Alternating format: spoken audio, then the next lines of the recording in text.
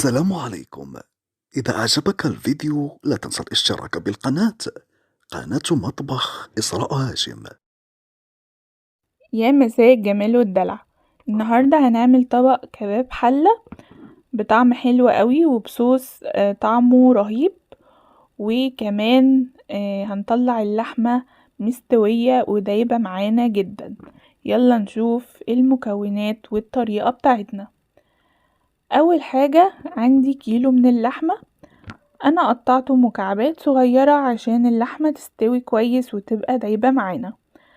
وعندي من بصلتين ل3 بصلات على حسب حجم البصل بتاعك، قطعته شرايح بالشكل ده، وفصين متقطعين من الثوم، وفلفلتين لونهم اخضر، وعندي طماطمتين مبشورين في المبشرة او مضروبين ضربة بسيطة في الكبة. بعد كده هجيب حلة على النار وهنزل بمعلقة كبيرة من السمنة وشوية زيت. اول ما السمنة بتاعتي تسيح والزيت يبدأ يسخن هنزل باللحمة عشان اديها صدمة عشان تحتفظ بالعصارة بتاعتها، وكمان تستوي معانا كويس وتبقى دايبة. اول ما انزل بكل كمية اللحمة اللي عندي هبدأ بقى اديها تشويحة كده، وبعد ما تاخد لون هبدأ اقلبها على الناحية التانية، واول ما تاخد لون من الناحيتين هبدأ بقى احط التوابل بتاعتي. اول حاجة هنزل بحبهان، هحط من 5 ل6 فصوص حبهان، وهديله تقليبة مع اللحمة. وبعد كده هنزل بنص معلقة صغيرة من الفلفل الاسود، واقل من نص معلقة من بهارات اللحمة. هديهم بقى تقليبة مع بعض كده لحد ما يشم ريحة التوابل وتدوب كده مع السمنة واللحمة. وبعد كده هنزل بالخضار، نزلت بالبصل وهديله تقليبة معاهم لحد ما البصل يدبل.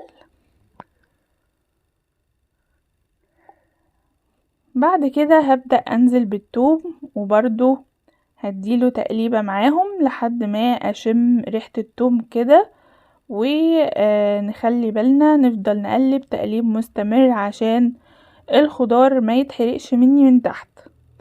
بعد كده نزلت بالفلفل وبالطماطم، هديهم تقليبة برضو مع بعض، وهنلاقي ان الخضار بدأ ينزل ميته. خلي بالنا احنا لحد دلوقتي لسه ما حطيناش مية ولا حطينا ملح. الخضار هيبدأ ينزل ميته وانا عايزة اللحمة تشرب من طعم المية بتاع الخضار. هنقلب بقى طبعا زي ما اتفقنا تقليب مستمر. بصوا بقى الخضار بدأ ينزل ميته ازاي. بعد كده نزلت بورق لورا واديتهم تقليبة.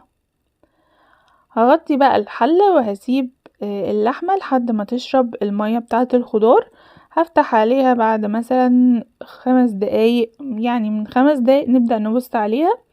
اول ما نلاقيها خلاص شربت ميتها هننزل بمية مغلية، يعني حوالي مثلا نص كوباية من المية المغلية. هي دوبك نكون يعني مش هنغطي اللحمة. قبل ما نغطي اللحمة بحاجة بسيطة كده، مش هنزود مية كتير. بعد كده حطيت معلقة صغيرة من الملح، ولقيت ان اللحمة شربت ميتها فزودت شوية مية تاني، وسبتها بقى لحد ما استوت. وطيت عليها خالص وسبتها تستوي براحتها. لازم يا جماعة كباب الحلة يستوي على نار هادية عشان يبقى مستوي معانا كويس. وكده الكباب الحلة بقى جاهز معانا. اتمنى يكون الفيديو عجبكم، ما تنسوش اللايك والشير. كان معاكم إسراء، سلام.